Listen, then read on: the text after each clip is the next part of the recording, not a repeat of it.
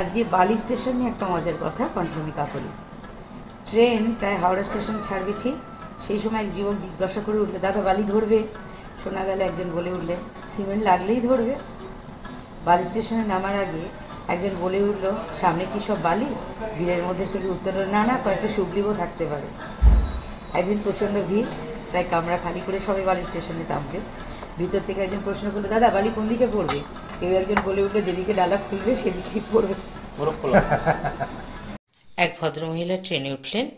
ট্রেনে উঠে তার সিটে দেখলেন একজন বসে আছেন। তো সেই ভদ্রলোককে বললেন যে, আপনি উঠুন, এটা আমার সিট। ভদ্রলোক প্রচণ্ড ক্রুদ্ধ হলেন এবং রেগে গিয়ে বললেন, তুমি কি অন্ধ, দেখতে পাও না? এই দেখো টিকিট।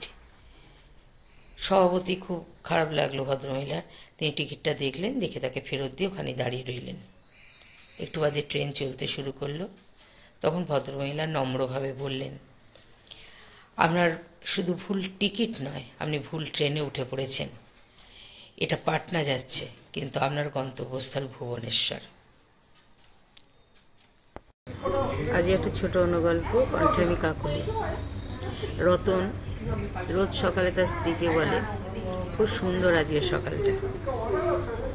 সোমবার গেল, মঙ্গলবার গেল, বুধবার গেল, একই কথা, সকালটা খুব সুন্দর।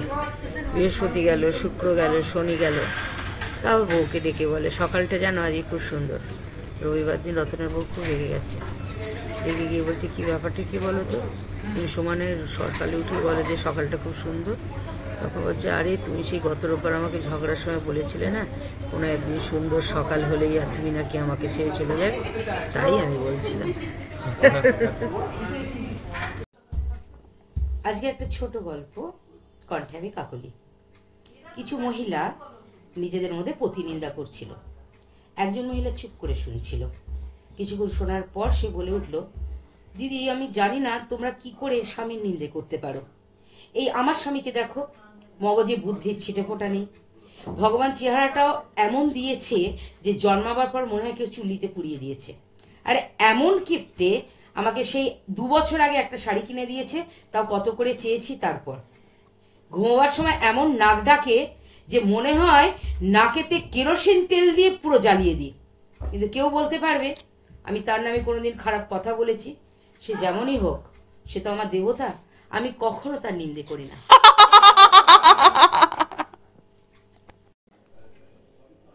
আজ একটা ছোট্ট অনুগল্প, কণ্ঠমি কাকলি। কিছু ভদ্রমহিলা নিজেদের মধ্যে স্বামীর নিন্দে করছিল। একজন শুধু চুপ করেছিল। কিছুক্ষণ শোনার পর সেই মহিলা বলে উঠল, আরে দিদি, আমি বুঝতে পারি না তোমরা কেন স্বামীর নিন্দে করো। এই আমারটারই দেখুন, আমার স্বামীটার মগজে বুদ্ধি ছিটে ফোটা নেই। চেহারাটা তো ভগবান যেমন দিয়েছে, গায়ের রঙও যেন জন্মাবরকে চুল্লিতে পুড়িয়ে দিয়েছে এরকম মনে হয়। এমন কিপটে একটা শাড়ি পর্যন্ত দিতে চায় না। ঘুমোলে নাক এমন ভাবে ডাকে যেন মনে হয় শুয়ে থাকা অবস্থায় নাকে কেরোসিন তেল ঢেলে আগুন লাগিয়ে দিই। কিন্তু কেউ বলতে পারবে আমি তার নামে কোনো খারাপ কথা বলেছি? সে যেমনই হোক, সে আমার দেবতা, আমি কখনো তার নিন্দা করি না। সকলকে সারস্বত শুভেচ্ছা। আজ একটা ছোট্ট পরমাণু গল্প। পটলার মা অশিক্ষিত, পটলা পড়তে বসেছে।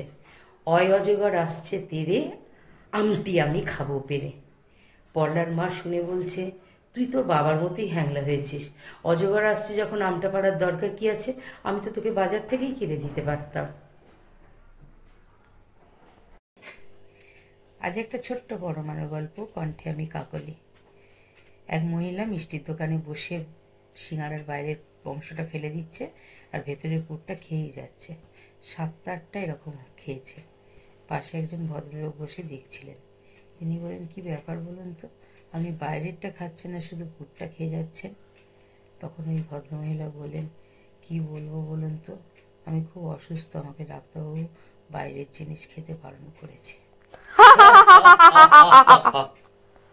বিপত্তারণবাবু বাড়ি আজ মিস্টার মিত্র এসেছেন তার মেয়ের বিয়ের প্রস্তাব নিয়ে। বিপত্তারণবাবু তার চাকরকে শিখিয়ে রেখেছেন যে আমি যা বলবো তা তুই বাড়ি বাড়িয়ে বলবি। তো মিস্টার মিত্র আসতে বিপত্তারণবাবু বললেন, যা ভুজুয়া, কোল্ড ড্রিঙ্কস নিয়ে আয়। বললো, ফ্রিজ ভর্তি তো কোল্ড ড্রিঙ্কস, কোনটা আনবো? Coca Cola, Thums Up, Mirinda, Sprite? তার একটু বাদে আবার বলল, যা ভুজুয়া, চা নিয়ে আয়। কোন চা আনবো? অসমের, দার্জিলিংয়ের, তাইওয়ানের নাকি ওলং? তো মিস্টার মিত্র খুশি হচ্ছেন। তার একটু বাদে এমনিই বলল বিপত্তারণবাবু, তুই আমার গাড়ির ড্রাইভারকে রেডি হতে বলতো। বুঝে বললো, কোন গাড়ি? কন্টেসা? অডি? মিস্টার মিত্র খুব খুশি হচ্ছেন, বললেন, আপনার স্ত্রীকে ডাকুন, আমি আপনাদের দুজনের সামনে আমার মেয়ের বিয়ের প্রস্তাব রাখবো। তখন ভজুয়া, তোর মাকে ডাকতো। ভজুয়া বলল, কোন মা? বিহারি, ওড়িয়া, বাঙালি নাকি রাজস্থানী?